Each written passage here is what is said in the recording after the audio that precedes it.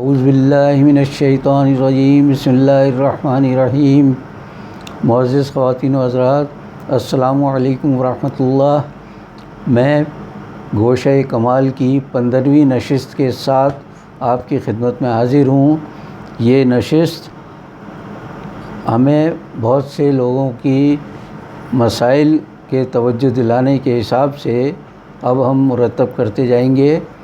اللہ کا شکر ہے کہ ہمارا گوشہ کمال میری توقع کے مقابلے میں کافی تیزی سے پھیلا ہے اور لوگ اپنے مسائل ہم سے بیان کر رہے ہیں، جن کو ہم انشاءاللہ پیش کرتے رہیں گے۔ ان کے حل کی تو کوئی یقین دہانی نہیں کرائی جا سکتی، اس لیے کہ جن لوگوں کے ہاتھ میں ان مسائل کو حل کرنا ہے، یعنی جو ارباب اقتدار و اختیار ہیں، ان کے سروں پر تو جوں تک نہیں رینگتی، لیکن ہمارا کام ہے اپنی بات کو پہنچا دینا۔ وما علینا الا البلاغ، اس کا ہمیں حکم ہے کہ ہمارا کام تو ہے صرف پہنچا دینا، باقی نتیجہ اللہ پر چھوڑتے ہیں، اور وہ اگر ارباب اقتدار کو توفیق دے گا تو لوگوں کے مسائل بھی حل ہونے لگیں گے۔ اصل بات یہ ہے کہ ہم لوگ جن کاموں میں مصروف ہیں، ان میں بعض لوگ میری خامیوں کی نشاندہی کر رہے ہیں، لیکن میں یہ بتا دینا ضروری سمجھتا ہوں کہ میرے پاس سرے سے اس پروگرام کو چلانے کے وسائل نہیں ہیں۔ جو لوگ چلا رہے ہیں اس سے پہلے مختلف چینلز، ان کو بے شمار وسائل حاصل ہیں۔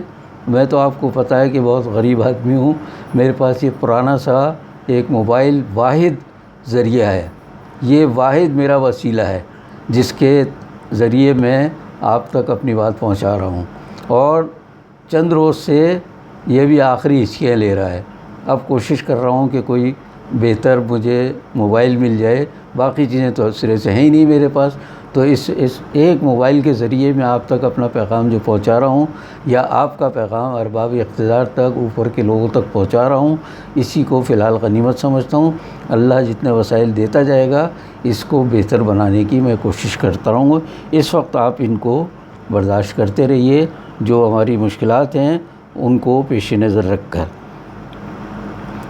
ایک بات میں آپ سے بار بار کہتا رہا ہوں کہ ہم جو مسائل بیان کرتے ہیں، اس کا ایک بڑا عجیب سا منظر یہ ہے کہ جو شخص جس جگہ بیٹھا ہے یا کھڑا ہے، سرکاری محکمے میں یا نجی بڑے اداروں میں یا نیم سرکاری اداروں میں تو وہاں پر کوئی کسی کی سننے کے لیے تیار نہیں، وہ سب اپنی اپنی دھن میں مگن ہیں، لوگوں کو لوٹ کھسوٹ رہے ہیں اور عوام کو روزانہ اذیتیں دے رہے ہیں، نت نئے طریقے اختیار کرتے ہیں۔ تو اس لیے میں بس بیان ہی کر سکتا ہوں۔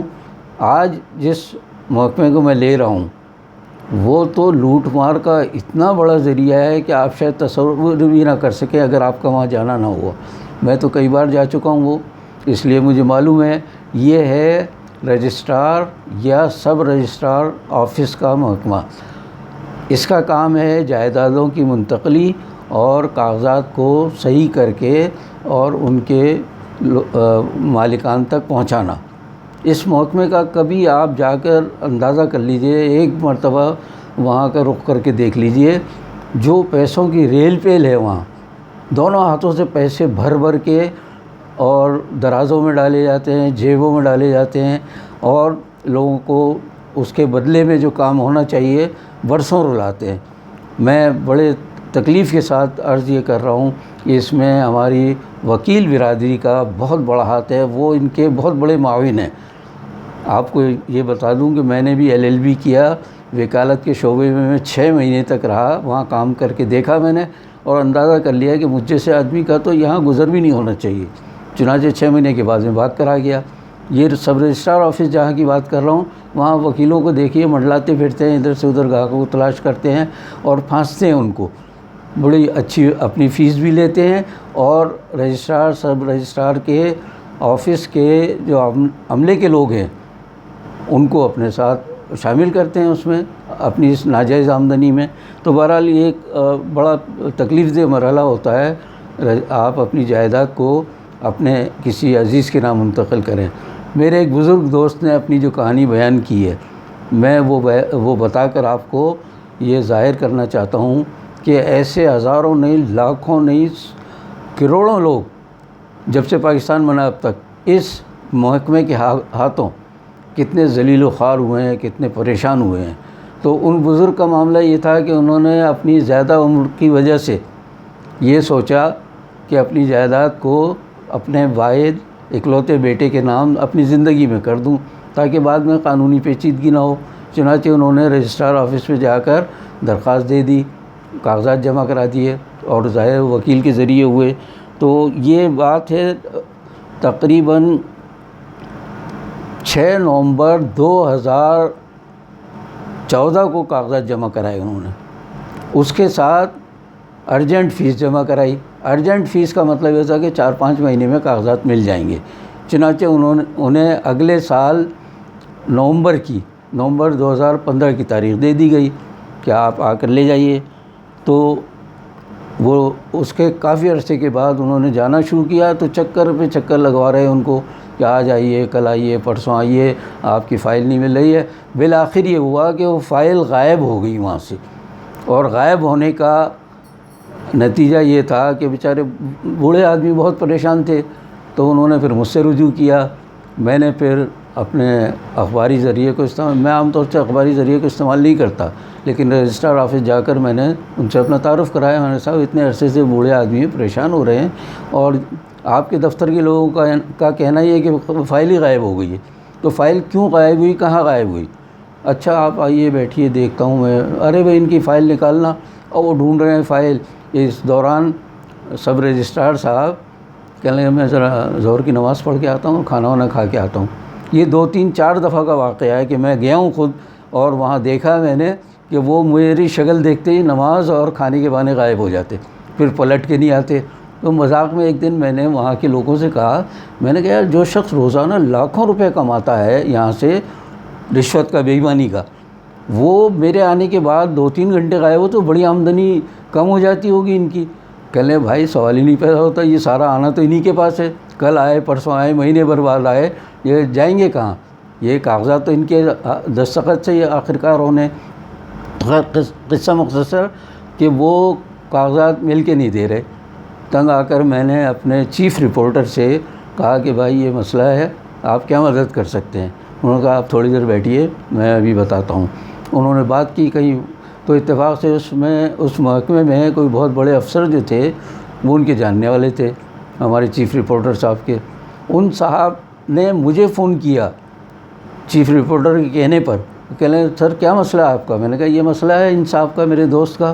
تو کہہ لیں کمال ہے، دیں رجسٹرار کو دیں، سب رجسٹرار کو دیں فون۔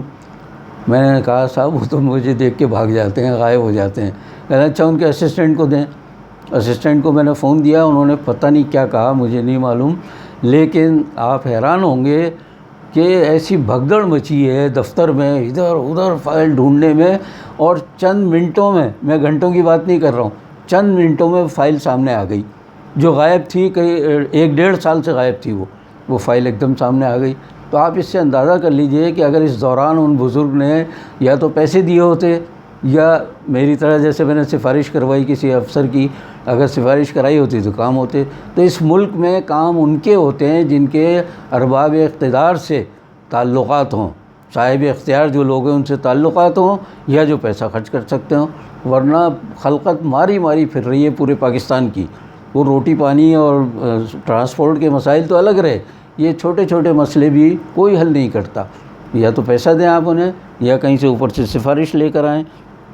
تو یہ اس سے آپ اندازہ کر لیں کہ ہمارے یہاں ایک جملہ میں کہہ سکتا ہوں یہاں کہ جہاں پاپ وہاں کون کس کا باپ، کوئی کسی کا نہیں ہے یہاں، پاپ ہی پاپ ہے، بے ایمانی ہے۔ پاپ ہندی زبان کا لفظ ہے، گناہ کے معنوں میں استعمال ہوتے ہیں۔ تو گناہ گار کو کسی کی پرواہ نہیں ہوتی، اس کو تو بس پیسہ، اپنی ہوس، اپنے عیش و عشرت، بس اس سے غرض ہوتی ہے۔ اور ہمارے ملک میں ہر طرف یہی ہو رہا ہے۔ آخری مثال میں ایک اور دینا چاہتا ہوں کہ پچھلے دنوں گلشن اقبال کا جو سب رجسٹرار آفس تھا وہ منتقل ہوا گلستان جوہر میں۔ تو وہاں سے یہاں تک منتقل کرنے میں جو کاغذات کا جو حشر کیا انہوں نے، پوٹلیاں باندھ کے جس طرح لائے اور پھینکا یہاں لا کر، تو فائلیں پہلے غائب ہوتی تھیں، اب تو اور غائب ہونے لگی۔ پھر تھوڑے دن بعد پتہ چلا نہیں یہاں کام نہیں چلے گا، دوبارہ گلشن اقبال چلے گئے یہ لوگ دفتر لے کر اپنا۔ تو بعض لوگوں نے سوچا کہ یہ جو اس بھگدڑ میں تو ہمارے فائلیں ادھر ادھر کر دی ہوں گی، تو واقعی معلوم ہوا کہ نہیں جی کچھ نہیں مل رہا ہے یہاں، تو پتہ نہیں کہاں چلی گئی۔ تو ایک صاحب ہوشیار تھے، سمجھدار تھے، انہوں نے کسی کو کہا، کہنے یار میں تو پیسے دوں گا بھائی، میری فائل نکلوا دو کسی طرح بھی، کیونکہ آئندہ کا کوئی بھروسہ نہیں کہ ہمیشہ یہ کے لیے غائب ہو جائے، ابھی تو شاید مل جائے۔ چنانچہ آپ یقین کریں کہ انہوں نے 20,000 روپے دیے رشوت کے، تب جا کے ان کی فائل دستخط ہو کر اور سارے کاغذی کارروائی ختم ہونے کے بعد ان کو ملی ہے۔ یہ چشمدید واقعہ ہے، میرے جاننے والے کا ہے۔ میں نام اس لیے نہیں بتاتا کہ کسی افسر کی، کسی اہلکار کی بدنامی مقصود نہیں ہے، بس ایک عام رائے یہ ہے کہ اللہ تعالیٰ ان سب کو ہدایت دے، ہمیں بھی ہدایت دے کہ ہم صحیح راستے پر چلیں اور صحیح بات کریں۔ آج کے لیے اتنا ہی، باقی بشرط زندگی باقی۔